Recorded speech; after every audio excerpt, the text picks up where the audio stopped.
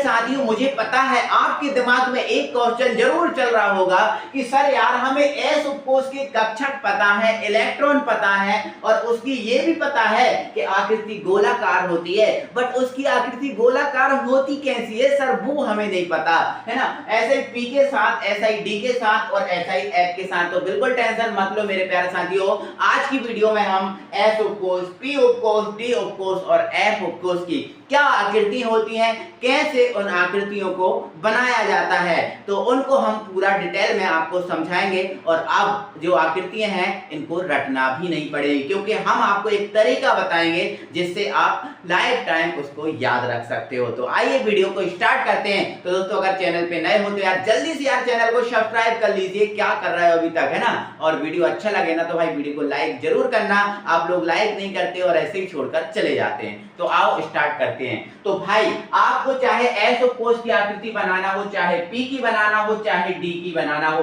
किसी भी उपकोष की आकृति बनाना हो, आपको उन आकृतियों को 3 अक्षों पर बनाना है। कितने अक्षों पर? 3 अक्षों पर। और आपको पता है 3 अक्ष ही होते हैं, ठीक है। कितने अक्ष होते हैं? 3 अक्ष। तो जिसमें से पहला अक्ष जो है ऐसे बनता है, दूसरा अक्ष ऊर्ध्वाधर ऐसे बनता है। देखो ये है आपका क्षैतिज अक्ष जिसको हम x से व्यक्त करते हैं, ये वाला आपका ऊर्ध्वाधर अक्ष जिसको हम y से व्यक्त करते हैं, और एक और अक्ष होता है जिसका नाम है Z।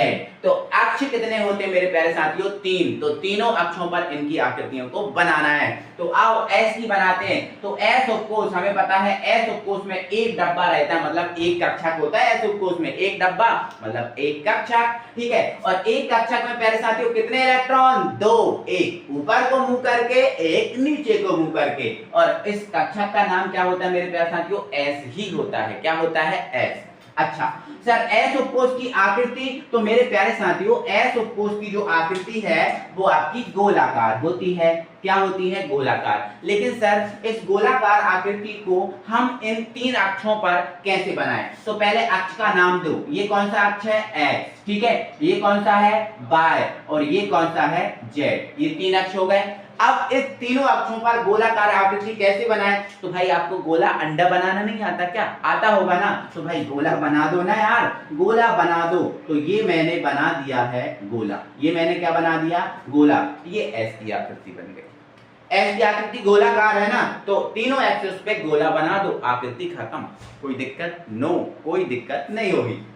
अब आ जाओ, ठीक है, पी पे आ जाओ। पी उपकोष में कितने कक्षक होते हैं मेरे साथ?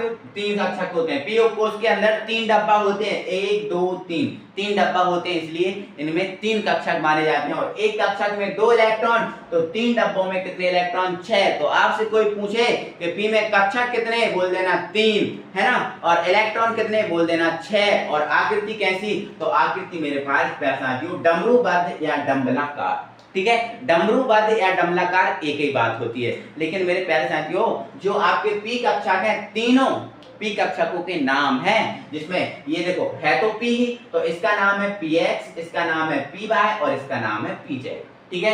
तीनों कक्षकों के नाम है, पहले का px, दूसरे का py और तीसरे का pz। तीनों के अलग अलग नाम है, ठीक है। तो सर ये px कैसे बनता है? हमें पता है ना इसकी आकृति क्या है? डमरूबद्ध। p की आकृति क्या है? डमरूबद्ध।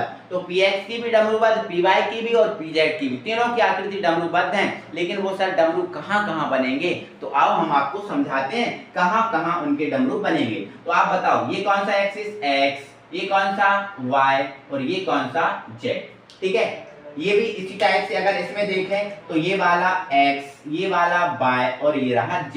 ये x, ये y और ये रहा आपका z, ओके।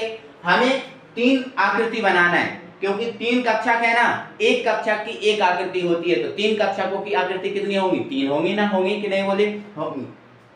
तो सर px की आकृति कैसे होगी? तो आपको कुछ नहीं करना बेटा, जो px है, क्या है? px कहां है? तो px कहां है? पता नहीं। तो सर x एक्सिस पे अगर डमरू बना दोगे तो वो px की आकृति हो जाएगी। किस पर बनाना है डमरू? x पर। ये जो है ना x पर डमरू बनाना है। तो x पर डमरू बनाना है तो डमरू बनाना आता होगा। डमरू बनाना आता होगा, बोलो आता है? और नहीं आता तो मुझसे सीख लो। देखो ये सबसे बेहतरीन डमरू है, इससे बेहतरीन डमरू हो नहीं सकती, ये सबसे बेहतरीन है, ठीक है। आपको px बनाना है तो x पर डमरू बना देना। आपको क्या बनाना है, p बाय, तो आपका बाय जो है इस बाय पर डमरू बना देना। बाय पर क्या बना देना बेटा, डमरू बना देना। तो ये मैंने देखो बाय पर डमरू बना दिया। आपको pz बनाना है तो बस z पर डमरू बना देना। किस पर डमरू बना देना, z पर डमरू बना देना। तो देखो ये मैंने z पर डमरू बना दी, बना दी ना। तो x पर बनाओगे px बनेगा, y पर बनाओगे py बनेगा और z पर बनाओगे pz बनेगा। और तीनों की आकृति देखो डमरू के आकार की है। डमरूबद्ध, डमलाकार मतलब डमरू नहीं, डंबल के आकार की होती है, उसके जैसी होती है, है ना, वो सेम नहीं होती, उसके जैसी। तो आपको देखो ये डमरूबद्ध बन गई। तो ये x पे बनाओगे px, y बनाओगे py और z पे बनाओगे pz। क्लियर मेरे डियर साथियों, आगे बढ़ो, आगे बढ़ो। और अब हम आ जाते हैं डी ऑफ कोर्स में। और डी ऑफ कोर्स के अंदर 5 डब्बा होते हैं, 1 2 3 4 5, मतलब कक्षा कितने हैं, 5 होते हैं। और इसकी जो आकृति है मेरे प्यारे साथियों, आकृति मैंने यहाँ लिखी नहीं, मैं आकृति को यहाँ लिख दे रहा हूँ। आकृति इसकी होती है आकृति डबल, ठीक है, डबल डंबलाकार, डबल डंबलाकार, डबल डंबलाकार, ठीक है, मतलब डबल डमरूबद्ध होती है, ऐसा बोल सकते हैं। ब्रैकेट में आप लिख सकते हो डबल डबल डमरूबद्ध, डबल डमरूबद्ध, ऐसा आप बोल सकते हो, ठीक है। डबल डंबलाकार या डबल डमरूबद्ध होती है, ठीक है। मतलब इसके अंदर डबल डमरू होता है, एक डमरू नहीं होता। कितने डमरू होते हैं, 2 डमरू होते हैं। और देखो कक्षक जो है, इन कक्षकों के नाम है, पहले कक्षक का नाम है dx/y। स्टार्ट x से स्टार्ट हो जाना, कहां से स्टार्ट हो जाना, x के बाद y आता है और फिर z आता है। तो देखो क्रम से dx/y, फिर dy/z और फिर dzx, xy/z zx। क्लियर, 2 डमरू हैं, एक x पर बनेगा, एक y पर, एक y पर, एक z पर, इसका एक z पर, एक x पर, है ना। अगले का नाम है इस चौथे कक्षा का dx² - y², dx² - y², और ये है dz²।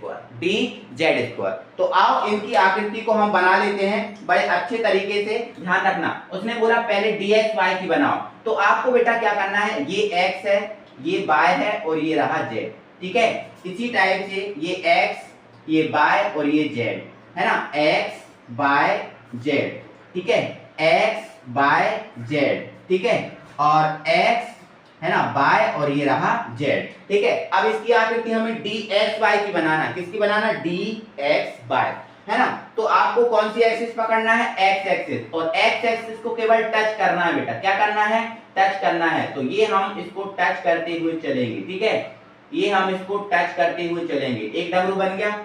और हमने देखो x एक्सिस को टच करना है, यहाँ पर टच करना है, पूरा नहीं काटना, यहाँ टच करना है, ठीक है। अब x की बन गई, अब y की बनाना, dxy बनाना ना, तो एक डमरू x पर बनाना है, x को टच करते हुए, और एक डमरू y को टच करते हुए। तो y आपका ये है, तो y को टच करते हुए एक डमरू बनना चाहिए, ठीक है। तो ये हमने y को टच किया और एक दूसरा डमरू बन गया। तो ये क्या बन गया, dxy।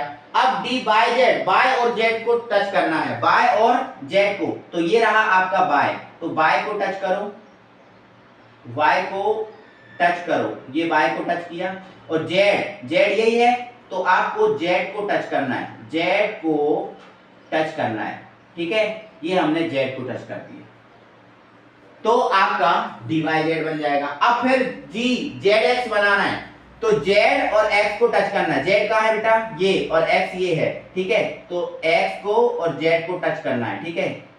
ये आप x को टच कर रहे, ठीक है, और z को टच कर दो,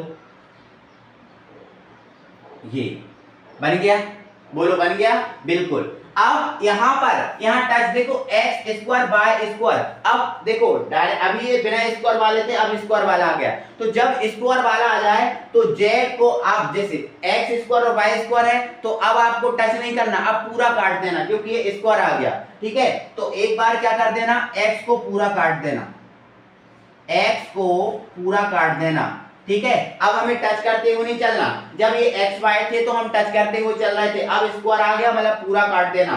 तो x पर स्क्वायर है, x को पूरा काट दिया, और y पर स्क्वायर है, y को पूरा काट देना, ठीक है। ये हमने y को पूरा काट दिया।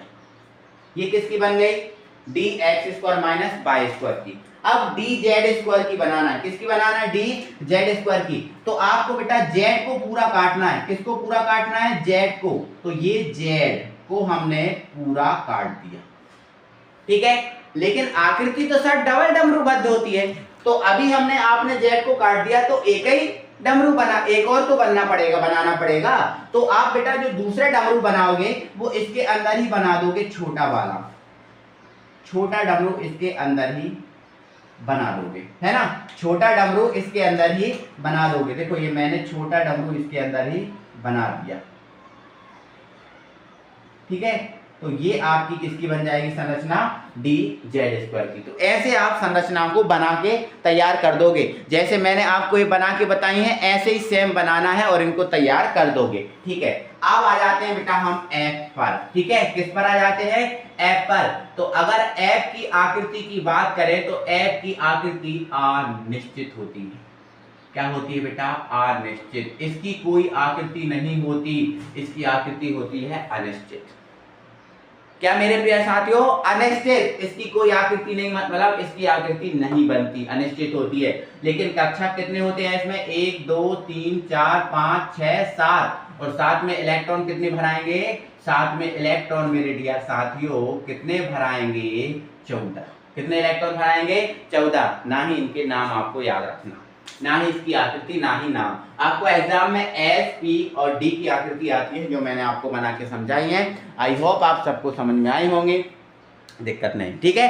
तो जल्दी से एक बार वीडियो को लाइक करो, ज़्यादा से ज़्यादा वीडियो को शेयर करो। फिर मिलेंगे अगली वीडियो में, तब तक के लिए जय हिंद।